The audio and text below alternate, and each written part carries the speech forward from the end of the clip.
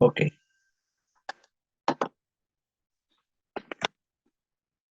Good evening, everyone. Today we are going to revise chapter uh, life process, one of the life process from class 10.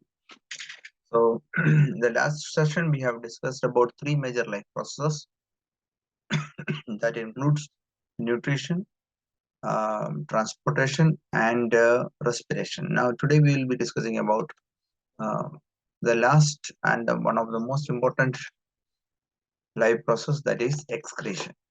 Okay, let me pick up a presentation. Yes. Excretion. Excretion stands for the removal of unwanted waste material from the body. This does not include the ingestion, but only the physiological waste.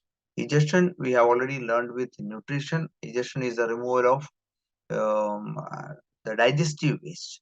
The digestive waste are material which are not produced by the body. It is something that came from outside in the form of food, but body could not make use of it, so body is simply expelling it. So that is not a product of the body or its physiological functions. So we are not including ingestion in this.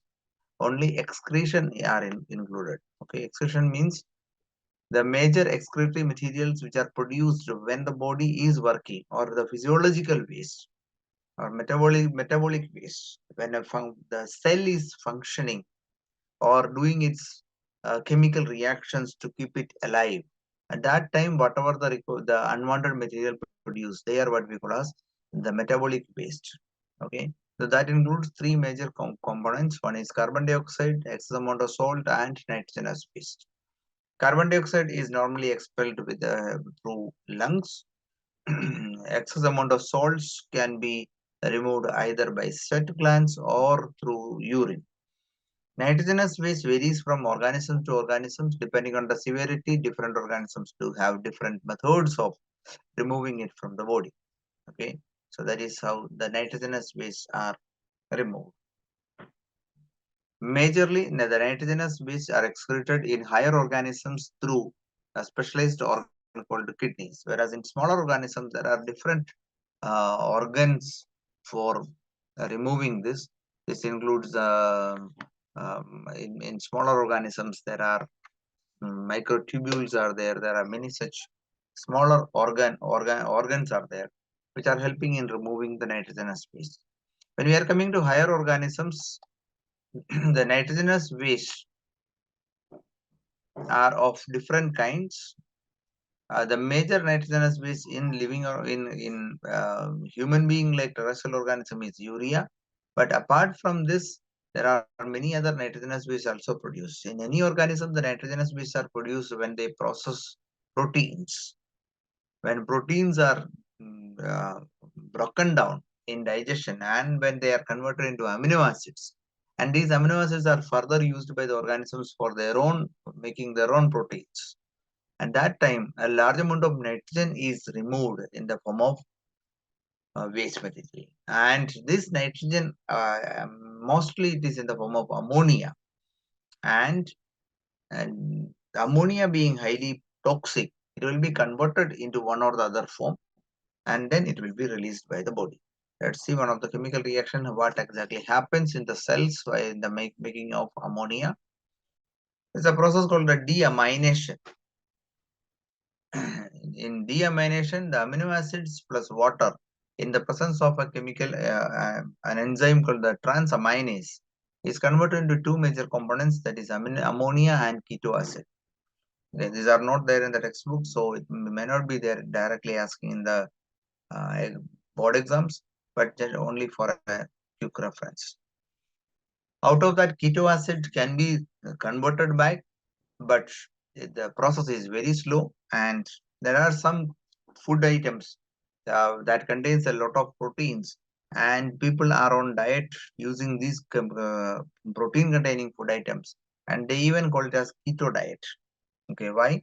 Because during this process glucose will be released into the body, but very slowly after a long process. But there is another after effect of that, that along with keto acid, these chemicals also produce a large amount of ammonia, That means the body will have more of toxic materials, and these toxic materials need to be released from the body. Okay, and that can be done by three major methods.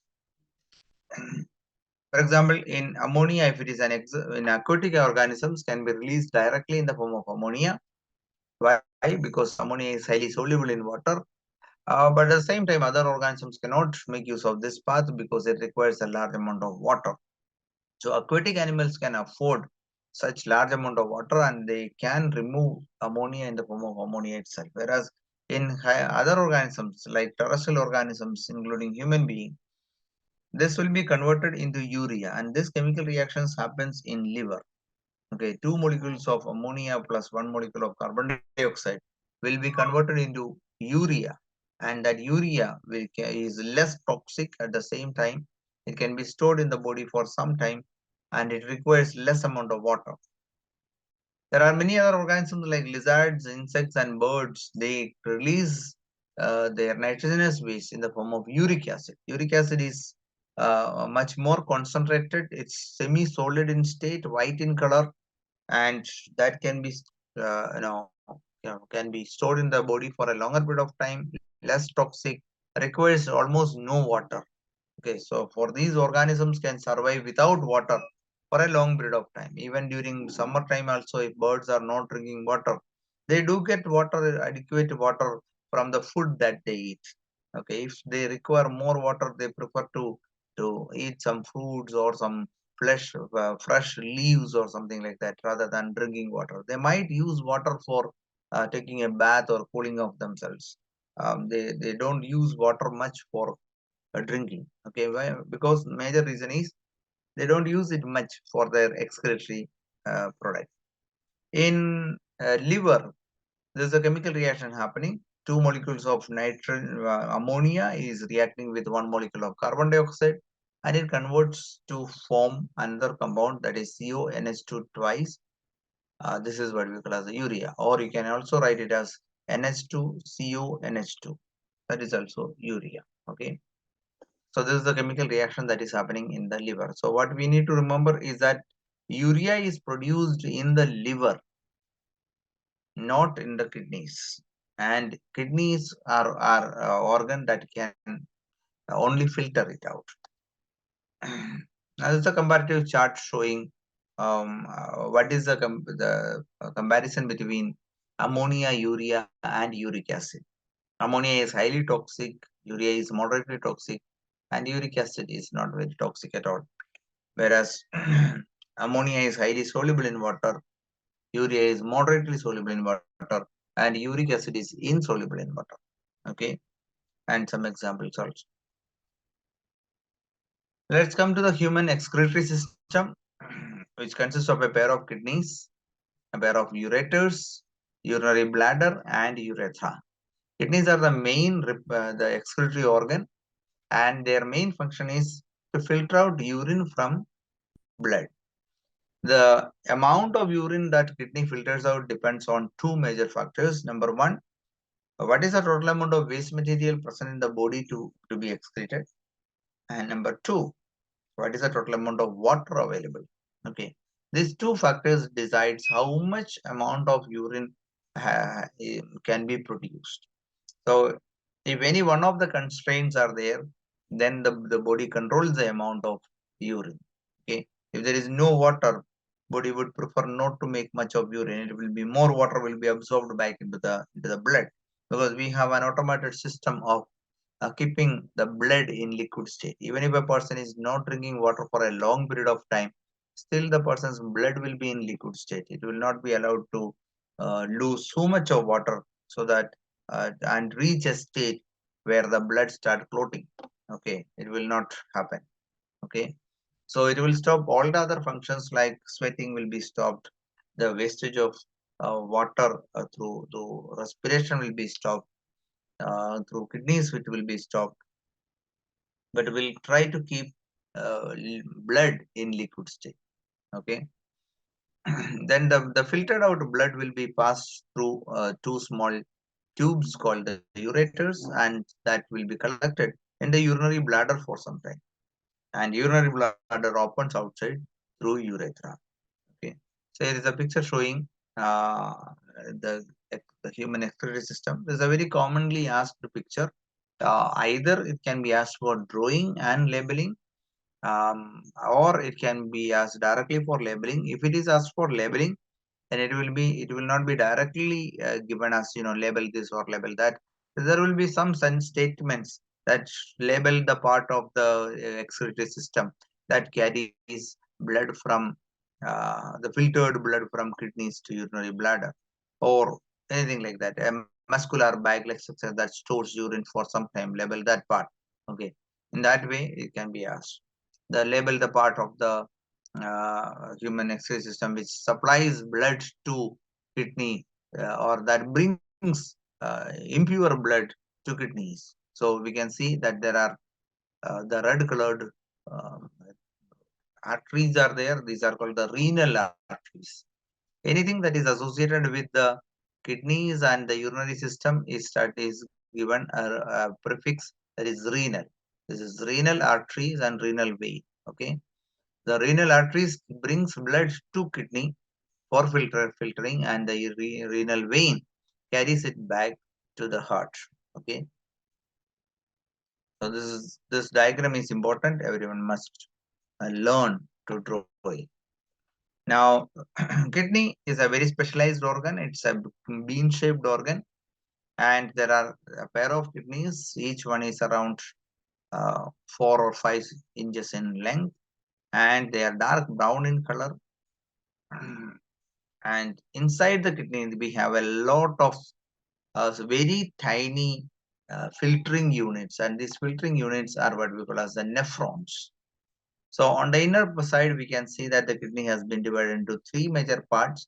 The uppermost portion or outermost portion is called the renal cortex. Then inner to that region is called the renal medulla, and almost towards the inner side, we have the renal pelvis. Okay, so the renal cortex is the place where you can find the upper part of the nephrons. Renal medulla is the place where the highly coiled structures, or what we call as the loop of Henle's, are present. And renal pelvis is the place where the filtered urine will be collected. Okay, so this is the internal arrangement of the renal the kidneys. Okay, now let us see what is happening in one single structure of nephron. Okay, we are looking at the structure of nephron. It has got a bowl-like structure on the beginning, and that is what we call as the Bowman's capsule. And Bowman's capsule is followed by a very long tubule, and this tubule is called the convoluted tubule. Why is it called a convoluted tubule? Because it is highly coiled. It's a highly coiled structure, so we call it as a convoluted tubule. So it's a tubular structure, so we call it as tubule. It is highly coiled, so we call it as convoluted tubule. And towards the center of this convoluted tubule, we can see very clearly a very thin, narrow, specialized structure. And this structure is what we call as the loop of Henle. Loop of Henle is dividing this long tube into two parts. The part which is nearer to the Bowman's capsule is called as the proximal convoluted tubule, and the part which is away from or far away from, at a distance from the Bowman's capsule, is called the distal convoluted tubule. Okay, so the Henle's loop divides the entire convoluted tubule into two parts. For study purpose, we call it as the proximal convoluted tubule and the distal convoluted tubule. Okay, so these are the major parts. The distal convoluted tubule gets connected to another common tube, that is a collecting duct, or yes, collecting duct collects urine from all the nearby nephrons, and then the urine flows forward. Inside the Bowman's capsule, we can see one of the blood vessel from which is a part of the renal artery, which further dissociates or further divides into very fine tubules, and that is called as arterioles. And one of those arteriole comes nearer to the Bowman's capsule and enter into the Bowman's capsule. the one which is entering into the Bowman's capsule carrying um, impure blood with a lot of nitrogenous base is what we call as the afferent arteriole. And the afferent arteriole enters into the Bowman's capsule and further divides into very tiny arterioles. And this network of arteriole is what we call as glomerulus. Glomerulus is a network of the capillaries. They are extremely thin and they are found inside the Bowman's capsule. On the other side, they again join by and comes out of Bowman's capsule as one single blood vessel, and that is called the efferent arteriole. Okay, the efferent arteriole moves forward and further it coils on the entire convoluted tubule. It encircles over the proximal convoluted tubule, the Henle's loop, and the distal convoluted tubule, and then it comes out of the kidney. So this is how the blood vessels are connected inside the kidney. Why are they connected? Let us see one by one what are the parts and what are the functions that is happening. Majorly, we can divide the actions happening in the kidney into four major parts or four major functions are happening there. One is ultrafiltration, second one is selective reabsorption, tubular secretion, and osmoregulation. So these four major things are happening inside the kidneys: ultrafiltration, selective reabsorption, tubular secretions, and osmoregulation. Now, let us see what is happening in ultrafiltration. When the blood vessel enters into the Bowman's capsule, here we can see, yes, here we can see an afferent arteriole enters into the Bowman's capsule and it converts into a glomerulus. Glomerulus is a network of capillaries and then it comes out as efferent arteriole. But when blood is passing through the efferent arteriole and enters into the, or in textbook it has been given the name renal artery. Yes, renal, though it is not the renal artery, it's a very small part of that. Yes, you can mention it as renal artery. A part of renal artery enters into the Bowman's capsule and divides into very tiny tubes, and that is called the glomerulus. So when blood is passing through the glomerulus, inside the two layers of the Bowman's capsule, that means the outer side, the inside two walls of the Bowman's capsule, develops a very high pressure, and under this pressure, a large amount of material will be filtered out into the lumen of the Bowman's capsule.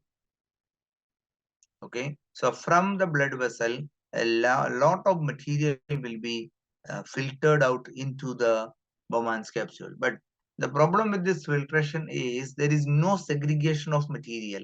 It's simply filtering it out. It is not filtering out the material which are actually required or not required. There is no segregation like this. And because of that, what happens? Almost every material will be filtered out. So if we are comparing the components between the blood vessel which is entering inside and the blood vessel which is coming out, or afferent arteriole and efferent arteriole, in efferent arteriole, very few things will be left behind. Maybe a small amount of water, the blood cells will not be filtered, and maybe large particles of proteins or something which is left behind, or very few materials will be left behind in the efferent arteriole. And because it is filtering out almost everything into the lumen of the Bowman's capsule without checking that whether they are required or not required, we call it as ultrafiltration. Ultrafiltration means it's a very strong filtration, filtering out everything into the Bowman's capsule without checking whether they are required or not required. So ultrafiltration gives out a filtrate inside the Bowman's capsule, but that is not waste. The filtrate that you are getting inside the Bowman's capsule is not exactly waste. It's a mixture of material which are required also and material which are not required also. So that is what we call as ultrafiltration. Okay, this is the first process that is happening in which all the metabolic materials waste will be separated out, and a lot of other bonded materials also will be separated into the Bowman's capsule. So we call it as ultrafiltration. The filtrate that is obtained there will have a lot of required material also, like for example, it has been written here, glucose, amino acids, proteins, vitamins, all these materials will also be there in the filtrate. So if these things are thrown out of the body as it is, then it can be extremely lethal to the body. The body will lose all the required materials, right? So this can be dangerous. So in order to avoid this, soon after this process, we follow the next one, that is selective reabsorption. Where does it happen? It happens in the proximal convoluted tubule and the distal convoluted tubule. Wherever the afferent arteriole comes out and it further coils over the convoluted tubule. There, wherever the blood vessel come in contact with the convoluted tubule, there this happens. Selective reabsorption means from all the material which are filtered out into the filtrate, the blood vessel will take back, they will collect back the required materials. Only the required material will be selectively taken back into the blood vessel. That will happen wherever it comes in touch. And that is what we call as the selective reabsorption. Yes, here it is. The selective reabsorption.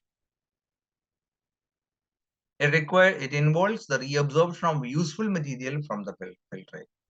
And it occurs in the entire convoluted tubule. Okay. And during this process, the required material like glucose, amino acids, proteins, vitamins, etc., will be reabsorbed. Then comes another process, and that is tubular secretions. At times what happens, there may be some material which are left behind in the blood which need to be excreted out, but it could not be filtered out in the ultrafiltration, or it could not be filtered out into the lumen of the Bowman's capsule. So what can we do with that?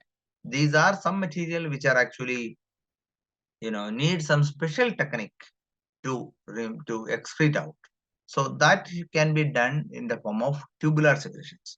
Tubular secretion is just opposite to almost, we can say, the ultrafiltration, sorry, the selective reabsorption, where from the blood vessel, some selected material will be further placed into the convoluted tubule.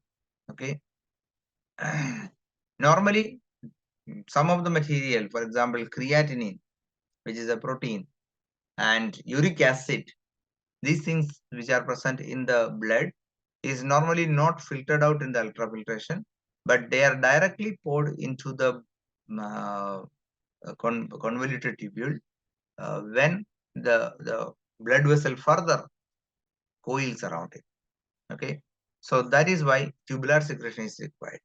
So ultrafiltration, though it filters out many things required and not required, but there are some material which cannot be filtered out there.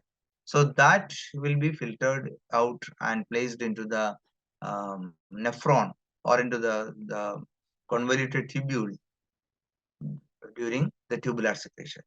So the selective reabsorption and tubular secretions, they keep on happening hand in hand. Why? Because in the entire convoluted tubule, both these processes keep on happening. The material which are required will be collected back from the filtrate into the blood, and that we call as the selective reabsorption. And the material which were not able to be secreted out into the Bowman's capsule during ultrafiltration will be placed back into the um, convoluted tubule during tubular secretions. So both of them happen hand in hand. And one more last process that is happening inside the kidney is osmoregulation. Osmoregulation means the control of water. At any given point of time, the amount of water in the body must be regulated. Otherwise, if there is no water in body or less than required water in the body, then many chemical reactions which need to be happened, which is happening in the body will stop. For example, the respiration will stop. Why? Because for respiration to happen, the respiratory surface must be moist. If that moisture is not there, then oxygen cannot dissolve into the blood. So it might stop. There are many other chemical reactions happening in each and every cell to keep the cells alive and indirectly the entire body alive. That might stop. So there should not be any decrease in the amount of water in the body.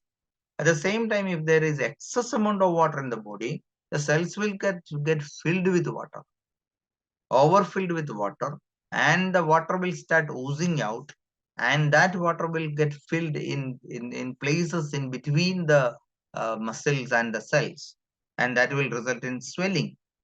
What we call as swelling is oozing out of water and filling of that water in between the cells. This happens normally when the body retain a lot of water. This can be due to many reasons. If the kidneys are not functioning well, this can happen. If a person is suffering from high blood pressure, this might happen. Okay, because that time the amount of salt in the body is very high. So salt can retain more water. This can be one of the reason, or it may be due to some injury. Swelling can happen.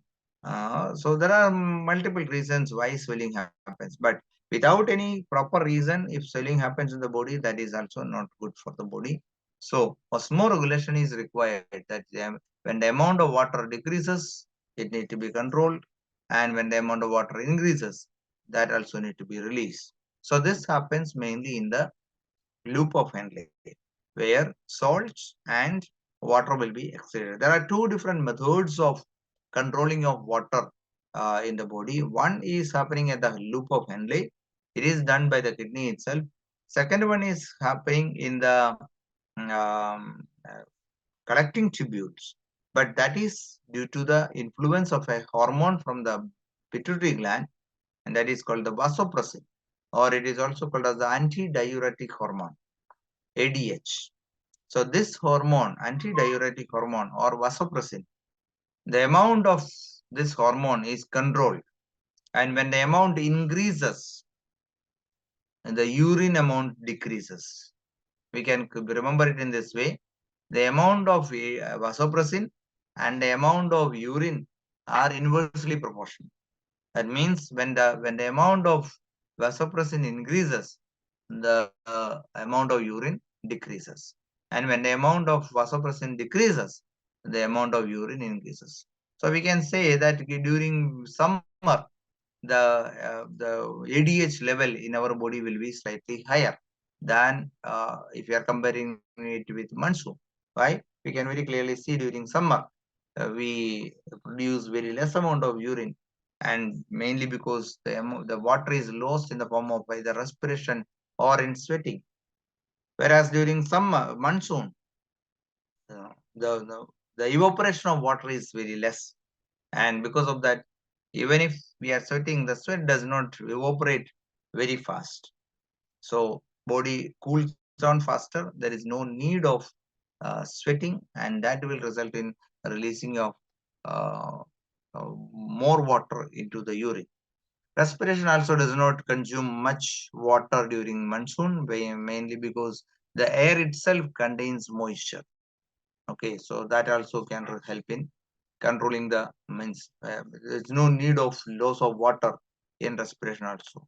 So all these things contribute to more urine during monsoon and less urine during um, summer, and that is actually controlled by ADH or vasopressin. So there are two different way in which the oscillation happens. One, directly by the loop of Henle. At the loop of Henle in the nephron, there is a control of the salts and the water absorption happens.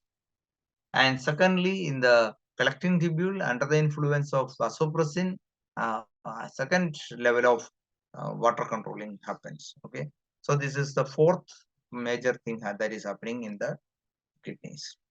Now let me show you all these things together. What all things happens where. Here we can see in the Bowman's capsule, this is an extended picture showing all the things together. Yes. In the Bowman's capsule, ultrafiltration happens and it is followed by the proximal convoluted tubule. There we can see the selective reabsorption and tubular secretion happen. Loop of Henle is a place where we can find the salt and water regulation. Okay. And then it is followed by the distal convoluted tubule. That's a place where we can find the selective reabsorption and tubular secretion further happens. If anything is left, mostly some medicinal waste are actually secreted out in the distal convoluted tubule by the process of tubular secretion. And then towards the end, we can find the collecting duct, and this collecting duct also helps in osmoregulation. Okay, so this picture can help you in memorizing what happens at what part of the nephron. There is no compulsion that the picture of the nephron must be drawn just as given in the textbook. If it is, that's very convoluted picture, highly complex picture. You can stretch it out a little so that you get in adequate space for labeling. So while practicing that, take care that you are showing all the parts separately. This is highly extended. You don't need to go for this much extension, but you can uncoil it and show it. Okay, it need not be exactly what is given in the textbook. You should be showing the Bowman's capsule, proximal convoluted tubule, loop of Henle, the distal convoluted tubule, and the collecting duct separately. Okay, that's a major things required. Now let me jump over to the next one. Osmoregulation. Yes. This is another representation of the same thing in a tabular form. What all things happens where. If you are interested, you can take a screenshot of the same. The same thing I have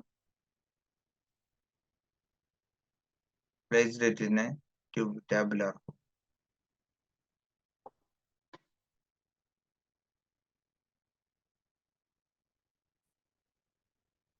One of the last topic explained in the textbook is dialysis. Is a chemical, it's a medical procedure normally done on people who are suffering from kidney related problems. And in case of kidney failure, many medications available. If none of the medications are helping the patient, then one of the last remedy is going for a kidney transplant.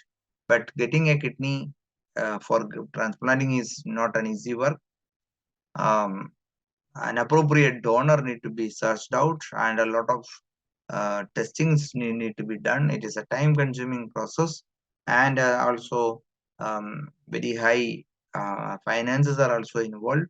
So till that time, till the patient is uh, getting a kidney transplant, we can keep the patient alive on this temporary process called dialysis.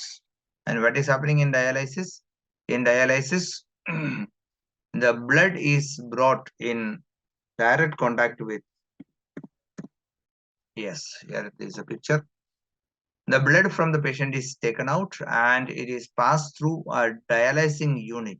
The dialysing unit consists of tubular structures made up of very thin, selectively permeable membranes, and it is dipped or it is immersed in a specialized dialysing solution.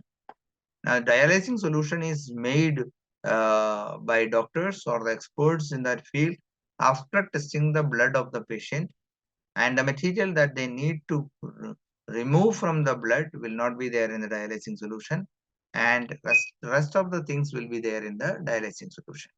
Okay, so that no material which are needed by the patient should go out. So it should be same as it's, they are following the simple principle of diffusion. If the material is already outside, then it will not come out. If the material is not there, for example, sugar, the amount of sugar must be maintained in the body of the patient. So whatever the amount of sugar is required will be maintained in the dialysing solution also. So there will be no exchange of sugar between the dialysing solution and the semi-permeable tubes. Whereas urea need to be excreted out. So we will not keep any urea in the dialysing solution, so that all the urea from the kidney, from the blood will come out into the dialysing solution.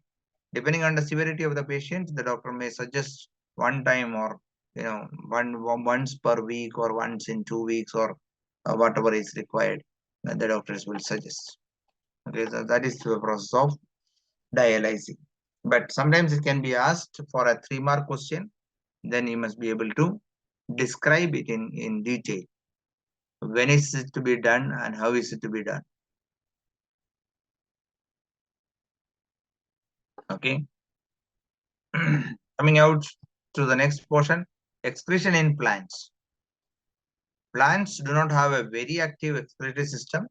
Each part of the plant is helping in excretion independently.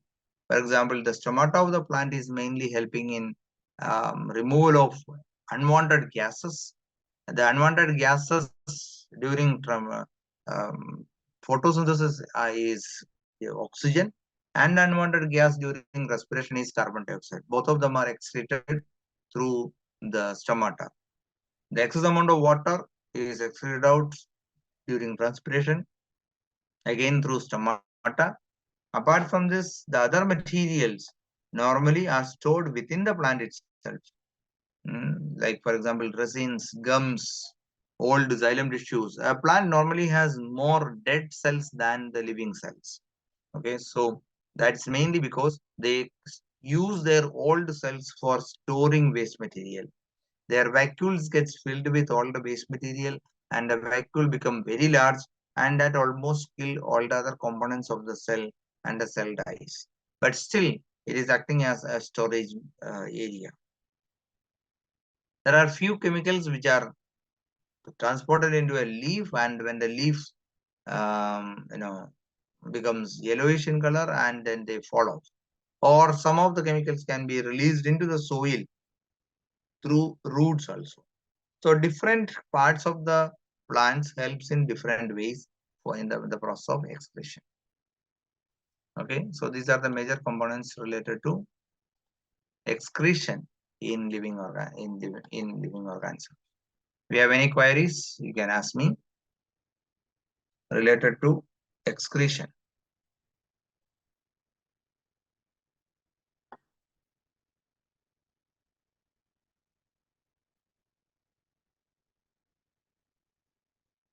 Can the students access their mic?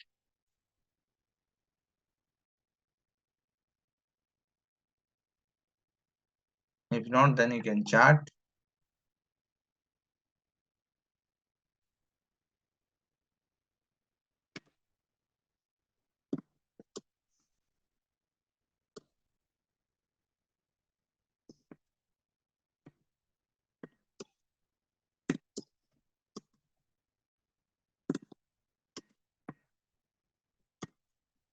Excuse me, sir.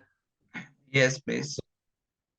Sir, in selectively We have, selectively removal of waste, which are waste are removed.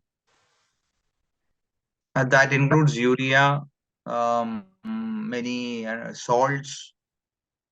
These major things are removed in the selective reabsorption. Selective Okay. reabsorption, not selective reabsorption is for absorbing required materials back into the blood. It is Okay, not sir. for removal.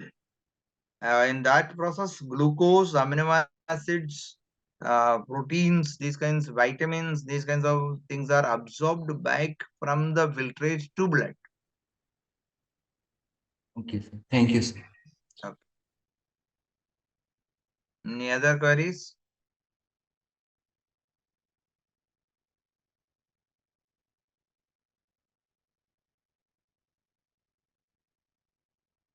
Okay, if there are no queries, let's call it a day. See you in the next class.